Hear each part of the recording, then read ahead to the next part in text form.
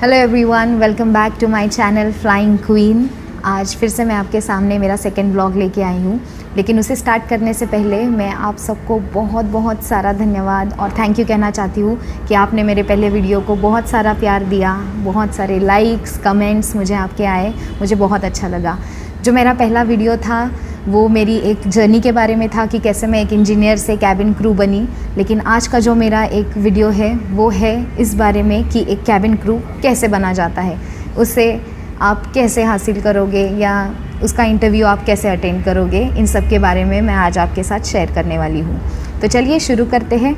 लेकिन स्टार्ट करने से पहले मैं आपको बताऊँगी कि कैबिन क्रू का एक जो डेजिग्नेशन होता है, एक प्रोफाइल होती है, वो क्या होती है। तो कैबिन क्रू हम सब के मन में, जैसे मैंने भी जब स्टार्ट किया था तो मुझे नहीं पता था कि ये कैबिन क्रू का एग्जैक्ट रोल क्या होता है। तो मतलब कोई ये इसमें कोई ऑफेंस नहीं है, लेकिन बहुत लोग सोचते हैं कि कैबिन क्रू का प्रोफाइल एक हाई प्रोफाइल वेट्रेस जॉब है या सर्विस करनी पड़ती है, या फिर एयर होस्टेस सिर्फ आपको खाना खिलाने के लिए या पानी पिलाने के लिए होती है। लेकिन मैं आपको बताना चाहती हूँ कि ऐसा नहीं है। हाँ, ज़रूर आपको खाना पानी वो सब फ़्लाइट में दिया जाता है, लेकिन उसके अलावा भी एक कैबिन क्रू के बहुत सारे इम्पॉर्टेंट रोल भी होते हैं। सो इसे स्टार्ट करने से पहले हम ये शेयर करेंगे कि कैबिन क्रू की रिस्पॉन्सिबिलिटी और उसके रोल्स क्या होते हैं। सबसे पहले जब आप ऑन बोर्ड आते हो तो कैबिन क्रू आपका स्वागत करती है, आपको ग्रीट करती है, फिर आपको आपके सीट तक ले जाती है आपकी फ़्लाइट कंफर्टेबल कराने के लिए। लेकिन उसके अलावा अगर आप 39,000 फीट पर जब आप उड़ते हैं, तब वहाँ कोई अगर इमरजेंसी होती है, कोई भी मेडिकल इमरजेंसी या सेफ्टी से रिलेटेड अगर कुछ चीज़ होती है, तो आपको वहाँ पे कैबिन क्रू की ही सहायता मदद लेनी पड़ती है, क्योंकि वो आपको उनको जो सेफ्टी प्रोसीजर्स बताए जाते हैं, जो उनको ट्रेनिंग दी जाती है, उसके द्वारा वो आपको उस टाइम पे जो हेल्प होती है वो करते हैं। So the basic role of cabin crew is regarding the safety and security of the passengers flying on board, and also to make your flight comfortable by giving you food, beverages, taking care of your well-being, looking after you during the flight and making your journey comfortable and memorable. So ये है cabin crew का profile and designation. So they are not just the high profile waitresses, but they are very very important when you fly in the flight. So flying cabin crew या flying attendant, इसका introduction हुआ था in very very अर्लीज़ 1920s या 30s में। Exactly it is there on Google and all, but जो है introduction cabin crew का वो उस टाइम पे हुआ था, because there was a nurse जिनको एक मेडिकल इमरजेंसी के लिए ऑन बोर्ड लेके जाया गया था। तो उन्होंने वहाँ पे मेडिकल सहायता करके पैसेंजर की जान बचाई थी। सो वहाँ से जन्म हुआ एक कैबिन क्रू की प्रोफाइल का। सो अभी आगे बढ़ते हैं कि जब आप कैबिन क्रू का इंटरव्यू देने के लिए जाते हो तो आप क्या क्या स्टेप्स फॉलो करोगे और कैसे कैसे आगे बढ़ोगे। सबसे पहले हम कोई भी interview, not just cabin crew but any interview you appear, you always prep yourself. So उस प्रेपरेशन में सबसे पहले आता है एलिजिबिलिटी क्राइटेरिया। एलिजिबिलिटी क्राइटेरिया में सबसे पहले हम ध्यान रखेंगे कि हम ड्रेस कोड क्या पहनेंगे। सो एक कैबिन क्रू का प्रोफेशन और उनका जो एक अटायर होता है, that has to be very professional yet good looking. So आप वेस्टर्न फॉर्मल्स पहन के जाओगे।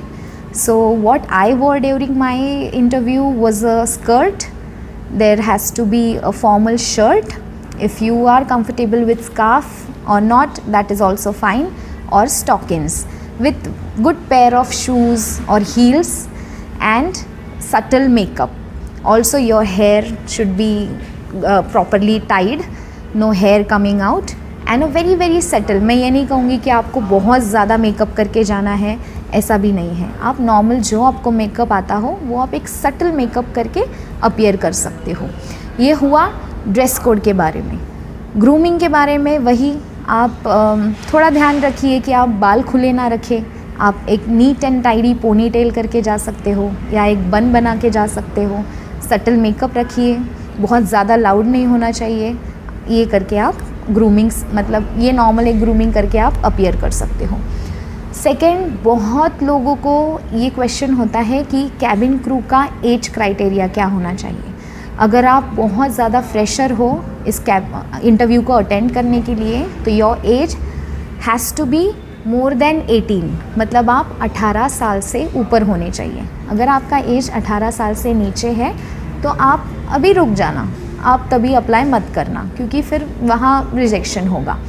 18 से ऊपर। लेकिन बहुत लोगों को क्वेश्चन आता है कि जैसे बहुत एज वाले लोग भी, जैसे you know they are 27, 25, 26, 29, 30s में भी कैबिन क्रूज़ है, तो वो कैसे फ्लाई करते हैं। मैं आपको बता देती हूँ कि व्हेन आप जब स्टार्ट करते हो इंटरव्यू को, तब आपका एज 27 से ज़्यादा नहीं होना चाहिए। बट अगर आप एक बार फ्लाइंग स्टार्ट कर चुके हो, उसके बाद अगर आपका एज भी बढ़ रहा है, या फिर बहुत लोगों को क्वेश्चन है कि मैरिड लोग, अनमैरिड लोग, अगर आप मैरिड हो तो आप कैबिन क्रू बन सकते हो या नहीं, ये भी बहुत लोगों को क्वेश्चन है। तो ये भी मैं आपको बता देती हूँ कि even if you are married, doesn't matter, कोई दिक्कत नहीं है अगर आप मैरिड हो, लेकिन आपका एज 27 से ज़्यादा नहीं होना चाहिए जब आप फर्स्ट इंटरव्यू को अटेम्प्ट कर रहे हो। तब अगर आप एक्सपीरियंस्ड हो तो definitely you can be over 27, that is fine. और ये में एयरलाइन टू एयरलाइन वैरी होता है, so that is again a factor. Then बहुत ज़्यादा पूछा जाने वाला क्वेश्चन है हाइट, वेट और जो टैटू वगैरह है उनको लेकर। तो मैं आपको बता देती हूँ, जिस एयरलाइन में मैं काम करती हूँ, इंडिगो एयरलाइंस, उनका हाइट क्राइटेरिया है 155 सेंटीमीटर्स। तो बहुत लोगों को क्वेश्चन होता है कि अगर 154 है या फिर 154.46 ऐसा है, तो क्या हम अप्लाई कर सकते हैं या नहीं कर सकते हैं। तो ये डिपेंड करता है। मैं कहूँगी कि आप इंटरव्यू के लिए अप्लाई कर दो। कभी कभी ऐसा होता है कि जिन मेजरिंग स्केल से या फिर जिन डॉक्टर से या क्लिनिक से आपने किया हो, शायद वहाँ थोड़ा 1-2 सेंटीमीटर ऊपर नीचे हो गया हो, but that shouldn't be the limit for you. आप जाइए, प्लीज़ इंटरव्यू अटेंड कीजिए। अगर वहाँ पे आपका नहीं होता है तो फिर देखा जाएगा, but just for few points like 0.5 और 0.4 के लिए आप इंटरव्यू ही अटेंड नहीं करना है, ऐसा मत कीजिए। That is one thing about height. और आपका आर्म रीच, वो भी बहुत मैटर करता है। Arm reach is the length that your arm reaches to, the name itself suggests। ये होता है when you have to close the overhead bins in the flight। तो इसीलिए 212 सेंटीमीटर्स का मिनिमम क्राइटेरिया है। जब आप इंटरव्यू के लिए जाओगे तो they would have a marking जहाँ तक आपको रीच करना होता है। अगर आप वहाँ पास हो गए तो you move forward. Third comes is your tattoo and your scar marks. So बहुत लोगों को ये क्वेश्चन है कि अगर मुझे टैटू है तो मैं बिल्कुल ही अपीयर नहीं कर सकती। सो या देयर इज़ अ डिफरेंस। अगर आपको टैटू विजिबल पोर्शंस पे है, जैसे अभी मैंने यहाँ तक ड्रेस पहना है, so this is my visible portion, अगर यहाँ कहाँ मेरा टैटू है तो फिर मैं अप्लाई नहीं कर सकती। Depend on the uniform of the company that you are wearing. Suppose I have a tattoo on my body part जहाँ पे वो बिल्कुल भी विजिबल नहीं है। जब मैं यूनिफॉर्म पहनूंगी या फिर कोई भी एयरलाइन का जब मैं यूनिफॉर्म पहनती हूँ, तो अगर वो टैटू विजिबल नहीं है, that is completely fine, you can still appear for an interview. लेकिन अगर वो दिख रहा है तो obviously that is not allowed. Second comes the scar marks. So scar marks, birth marks, again same criteria. अगर वो इनविजिबल है, विजिबल पोर्शंस पे नहीं है, तो आप डेफिनेटली अप्लाई कर सकते हो। Please go for it. फिर आता है डॉक्यूमेंटेशन। नाउ डॉक्यूमेंटेशन को लेकर बहुत लोग डर जाते हैं कि हमें ये लाना होगा, वो लाना होगा। पुलिस वेरिफिकेशन के मुझे बहुत सारे कमेंट्स आते हैं, मेल्स आते हैं। तो मैं आपको बता देती हूँ, ये सब आपको इंटरव्यू के स्टार्टिंग में नहीं चाहिए होता है। You only need your basic documents, those are your 12th HSC SSC mark sheets and your basic highest qualification certificates and your photographs, that's it, and your resume obviously। तो ये आप एक फ़ाइल बना के ले जाइए। इसके अलावा जो डॉक्यूमेंट्स होने वाले होते हैं वो मैं आपको बाद में शेयर करती हूँ कि एक बार आपका सिलेक्शन प्रोसेस जब हो जाता है तब कुछ डॉक्यूमेंट्स चाहिए होते हैं, वो मैं आपको बाद में बताऊँगी। ये हो गया डॉक्यूमेंट का पार्ट। सो ये जो मैंने अभी पॉइंटर्स बताए, this all comes under eligibility criteria. तो ये घर से निकलने से पहले ही आप ये सब देख लीजिए कि अगर मैं इस क्राइटेरिया में फ़िट आती हूँ तो ही मैं आगे जाकर इंटरव्यू अपीयर करूँगी। वरना मैंने ऐसे बहुत लोग देखे हैं जो बहुत दूर से इंटरव्यू देने के लिए आते हैं, बट उनको नॉलेज नहीं होता है कि वहाँ क्या चीज़ें चाहिए और क्या नहीं चाहिए, और फिर वो उनको फिर इतना दूर वापस रिजेक्शन लेकर जाना पड़ता है, सैड हो जाते हैं। सो इसीलिए you have to prepare yourself best in a best way, thinking that what all criteria should be handled, you should be knowing what all things to be done over there, और फिर एक अपना जो preparation है वो पूरा उसमें पूरा अच्छे से करके फिर आप जाइए। सो आगे बढ़ते हैं। जो नेक्स्ट स्टेप है वो है सिलेक्शन प्रोसेस।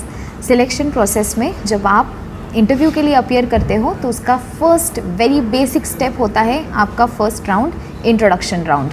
इंट्रोडक्शन राउंड में you have to be very very confident, और आपको बोलना पड़ता है आपके बारे में, आपके हाईएस्ट क्वालिफ़िकेशन के बारे में, आपकी फैमिली के बारे में। बेसिकली इस राउंड में सिर्फ आपका communication skill, your approach, your confidence और आपका जो प्रेजेंटेशन है वो देखा जाता है। आप कितने कॉन्फिडेंट हो बात करने में, because let me tell you, एक कैबिन अटेंडेंट का डे टू डे लाइफ में यही रोल होता है। उन्हें बहुत सारे लोगों को फेस करना पड़ता है, उनसे बात करनी पड़ती है, बहुत सारी सिचुएशंस को टैकल करना पड़ता है, हैंडल करना पड़ता है, डिसीजन मेकिंग करनी पड़ती है। So basically this first round is meant for looking after how you are going to present yourself as a cabin attendant. उसके बाद जो नेक्स्ट राउंड आता है वो है second round, group discussion round.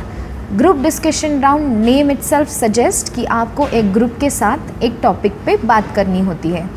1 minute या 2 मिनट जो time वो बताते हैं उस टॉपिक पे आपको अपने आइडियाज़ शेयर करने होते हैं। So basically in that round you are gauged for your confidence, your decision making, your leadership quality, कि एक ग्रुप में आप कितना उभर के आते हो, अपनी बात कितनी आप रख पाते हो। ग्रुप डिस्कशन राउंड का यही मोटो होता है। थर्ड राउंड में जब आप आगे बढ़ते हो वो होता है आपका प्री मेडिकल राउंड। जैसे मैंने आपको बताया था एलिजिबिलिटी क्राइटेरिया में height, weight, your vision, everything is checked in pre medical round. आपको एक डॉक्टर होते हैं, वो आपका विजन, आई टेस्ट वो चेक करते हैं, हाइट चेक करते हैं, वेट चेक करते हैं। So basically BMI that is your body mass index, उसके हिसाब से, यानी कि आपका हाइट और आपका वेट एक पर्टिकुलर प्रोपोर्शन में होना चाहिए, उस हिसाब से आपका सिलेक्शन आगे बढ़ता है। रिगार्डिंग स्कार मार्क्स भी वही चेक किया जाता है, टैटूज़ भी उसी प्री मेडिकल राउंड में चेक किए जाते हैं।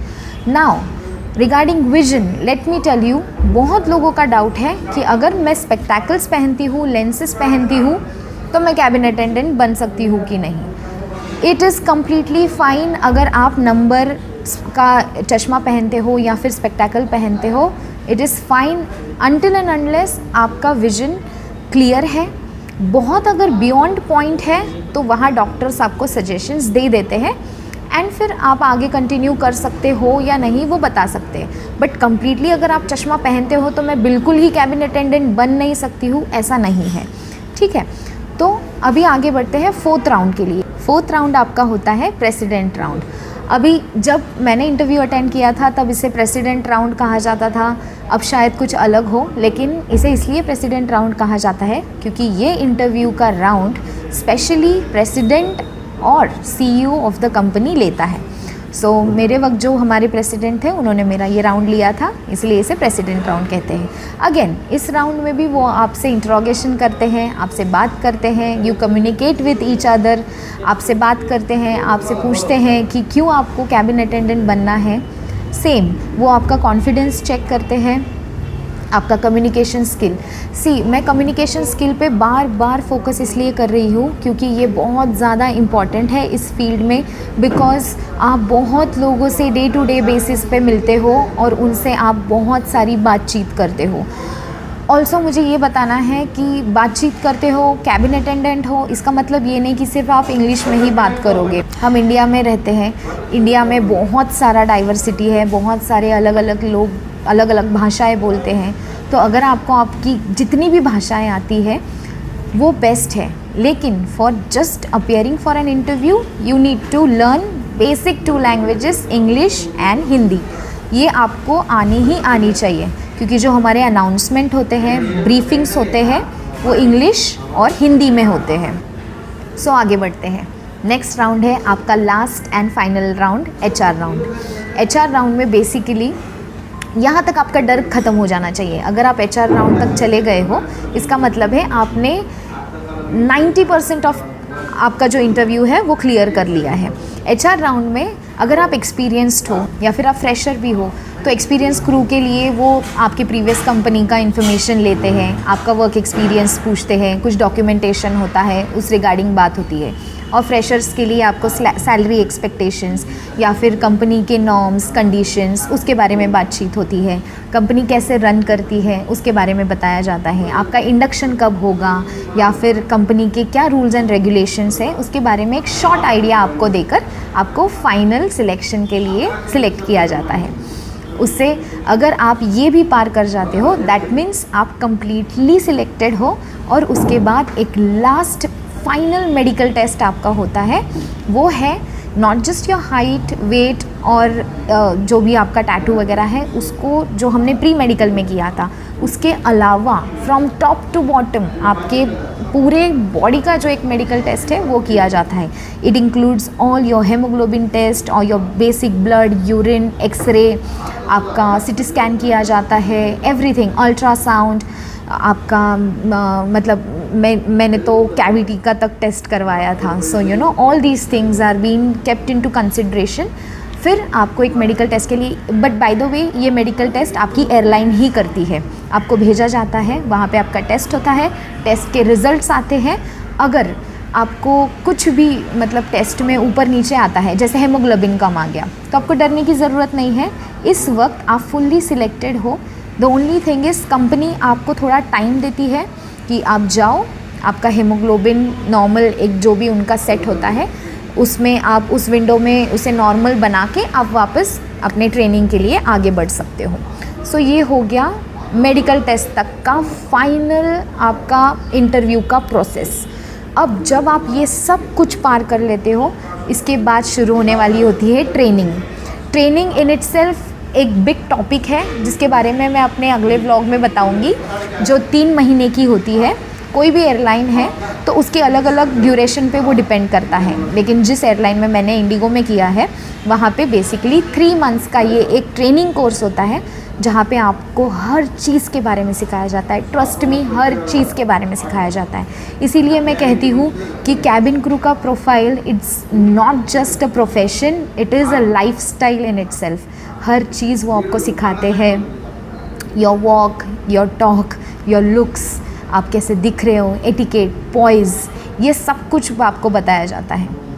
नाउ एक बहुत ही इम्पॉर्टेंट टॉपिक है ट्रेनिंग स्टार्ट करने से पहले, एक सिक्योरिटी डिपॉज़िट जो है, इसके बारे में बहुत लोग बात करते हैं। बहुत लोगों को इसमें फ्रॉड भी किया जाता है। मतलब मैं बताना चाहती हूँ कि सिक्योरिटी डिपॉज़िट एयरलाइंस सिर्फ उस वक्त लेती है जब आपका सिलेक्शन प्रोसेस कंप्लीट हो जाए, और वो in the form of demand draft या फिर चेक के फॉर्म में लिया जाता है।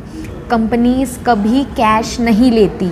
Let me clear you again कि कंपनीज़ कभी कैश में सिक्योरिटी डिपॉज़िट नहीं लेती। बहुत लोगों के साथ ये फ्रॉड हो चुका है। सिक्योरिटी डिपॉज़िट ये एक बहुत ही टॉक्ड टॉपिक रहा है जिनको कैबिन क्रू बनना है, एंड बहुत लोग इसमें फंस चुके हैं। तो प्लीज़ मैं कहना चाहूँगी कि don't fall prey to such false advertisements. आप पूरा रिसर्च करके ही कीजिए। और ये सिक्योरिटी डिपॉज़िट एक लास्ट प्रोसेस होता है जब आप पूरा सिलेक्ट हो जाओ। कभी कोई कंपनी पहले पैसे नहीं लेती है, तो ये आप ध्यान रखिएगा।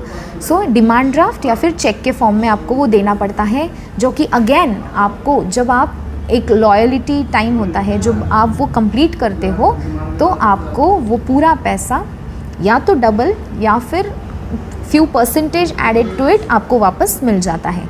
And the final stage is contract letter. आप साइन करते हो जब आप पूरा सिलेक्ट हो जाते हो, सब कुछ हो जाते हो, तो कंपनी के अलग अलग नॉर्म्स होते हैं। जैसे 3 साल का मेरा एक बॉन्ड था पहले, वो मैंने साइन किया था, that is called as contract. उस कॉन्ट्रैक्ट में आपके सारे क्लॉजेस होते हैं, आपके टर्म्स एंड कंडीशंस होते हैं, every norms, every rule regulation everything which you have to adhere to, वो उसमें दिया जाता है. So final step is contract and then you are ready to fly. So ये है इंटरव्यू का एक प्रोसेस, एलिजिबिलिटी क्राइटेरिया से लेके सिलेक्शन, साइनिंग ऑफ कॉन्ट्रैक्ट तक. रही बात ट्रेनिंग की कि ट्रेनिंग में हम लोग क्या करते हैं, वो मैं आपको अगले व्लॉग में ज़रूर शेयर करूँगी. उसके लिए स्टे ट्यून. और जब आप पूरी तरह कॉन्ट्रैक्ट साइन कर देते हैं, ऑन बोर्ड हो जाते हैं, तो फ्लाइंग के लिए आप एज कैबिन अटेंडेंट पूरी तरह रेडी हो जाते हैं. That's it about the interview. इसके अलावा अगर मैंने बहुत सारे पॉइंट्स कवर करने की कोशिश की है, लेकिन अगर इसके अलावा भी आपको अगर कोई क्वेरीज़ है, कोई क्वेश्चंस हैं, तो आप मुझे प्लीज़ कमेंट सेक्शन में बताइए, मैं उन्हें आंसर करूँगी. और नहीं अगर वहाँ हो पाया तो ट्राई करूँगी कि एक और व्लॉग आपके क्वेरीज़ पे बनाऊँ. लेकिन प्लीज़ मुझे बताइए कि ये वीडियो आपके लिए कितना हेल्पफुल था, कितने आपके डाउट्स इससे क्लियर हुए. Please do share and don't forget to like, share and subscribe to my channel Flying Queen. Stay tuned.